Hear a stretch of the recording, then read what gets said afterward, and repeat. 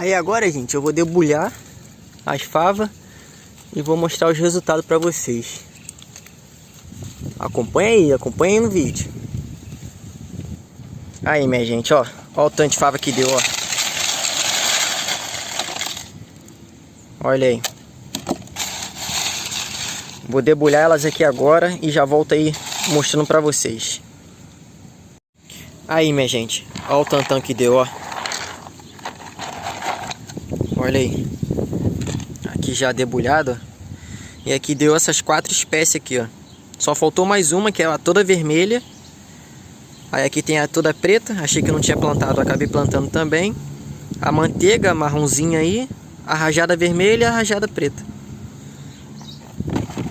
Olha aí. Deve ter mais ou menos uns 200 gramas aqui de fava. Então é isso aí, galera. Esse aqui é só o vídeo.